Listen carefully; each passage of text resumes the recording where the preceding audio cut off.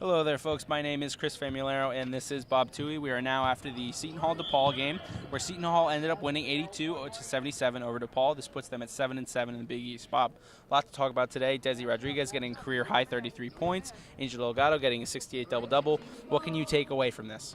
Let's start with Desi Rodriguez. It's been mentioned a lot that Desi didn't have the strongest start to the first half. I mean, he was held scoreless for the first 13 minutes, finished up going 3 for 9, right, from 3. Yep. And then just exploded in the second half, finishes with 33 points, was the heart and soul of this team. And I got to say, it surprised me a little bit, considering last game it was Miles Powell who finished with 30 points. He was the determining factor that kept the Pirates in their game against Xavier, and he barely showed up on the box score. So for Desi Rodriguez to bounce back and to put on such a show in front of this home crowd speaks volumes to not only how hard he prepared, but also how much he wanted to snap that 4-game losing streak. Absolutely. At certain parts of the game, we had a lot of energy and we had a lot of momentum going, and we got to be able to control that momentum. I felt we kept that momentum, we would have blew out the game. You know what I'm saying? So things like that, that's what we got to work on. That's our downfall, you know, into winning games and losing games.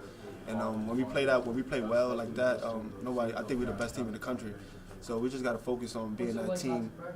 Those minutes when we're not scoring the ball, don't get in a drought. You know what I'm saying, like that. So Providence is a great team in third place. I know we won a game at home, but I know they waiting for us to come there and try to get a win over us. So we got to go in there mentally strong, and we get in the weight room tomorrow morning. Coach just mentioned in the locker room. So definitely going in for a tough. Another big thing to talk about here, there were 4 players in the starting 5 that all had double-digit scoring efforts. Angel Delgado, like we said, got his double-double. He had that in the first half. He then continued his fantastic effort leading into the second half, and then you see Miles Powell also getting 11 points and Kadeen Carrington having 12. So a lot to talk about there, but the number one thing that we actually ended up seeing in the second half was foul trouble. We talked about it at halftime, how they only had 7 fouls in the first half as a team.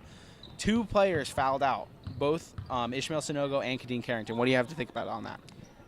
Like you mentioned, 7 fouls only in the first half. And then, Chris, within the first 5 minutes of the second half, they equaled that total with 7 more. Yeah, that was something we talked about there. Sloppiness has been the bane of the Pirates' existence for a good portion of this season, and it showed again. They didn't have the assistance of Kadeen Carrington for a good couple minutes in that second half, and they lost Sanogo as well. But Sanogo wasn't really a factor. No points, only a handful of rebounds. That was a little bit shocking to me, too, I have to say, separately. But nonetheless, the Pirates managed to battle through. They had Angel Delgado putting on a clinic. Yes. Offensive and defensive rebounds, scoring the whole works. The guy was phenomenal. Desi Rodriguez, at the same time, like we've of course mentioned, absolutely stellar.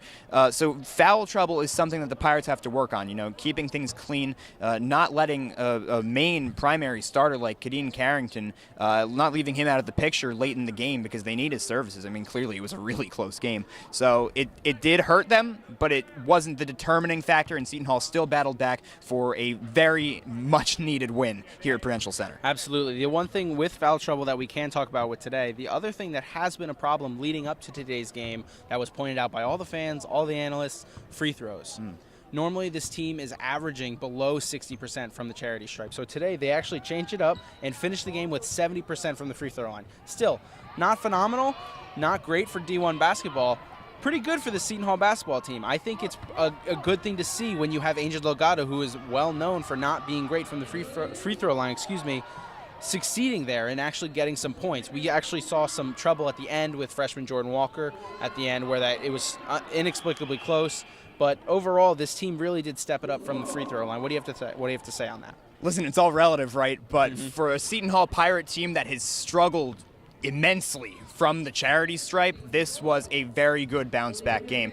Keep in mind, we talked about a second ago, Carrington was out for a good chunk of the second half because of foul trouble. Kadeen Carrington is their best free throw shooter, shoots about 83% from the line. So for them not to have him when they were being fouled and still finish off that game with the numbers they did speaks volumes. They must have been working on something, or, the wind was blowing right here in Prudential Center. I don't know what to attribute it to, but I don't think Pirate fans are going to complain seeing the numbers they put up from the line. Absolutely, I would agree. The only other thing that we could mention here is bench points.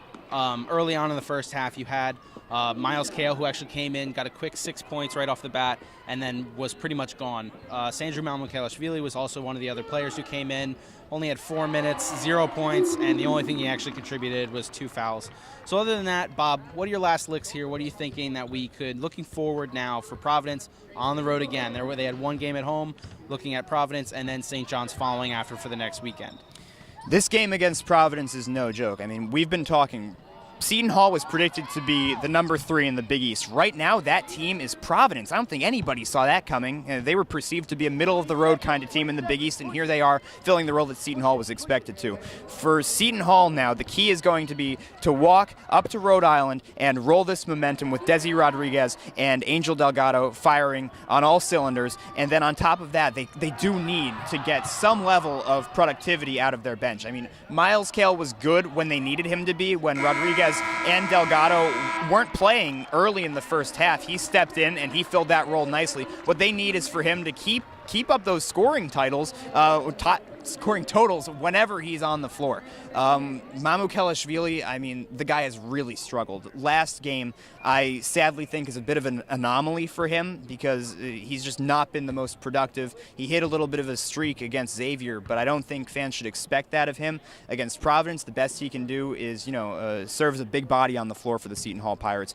But if they can get Miles Powell firing, I mean, he only had, 10 points tonight, right? So 11. 11 points tonight, excuse me. So if they can get him back up into those 20 digits where he was functioning during the losing streak, if they can continue to get the double-doubles out of Angel Delgado, and of course, if Desi Rodriguez can keep up his amazing performance tonight, I think they're going to be well-suited against Providence. And obviously a big double-double for you tonight. How do you feel about that?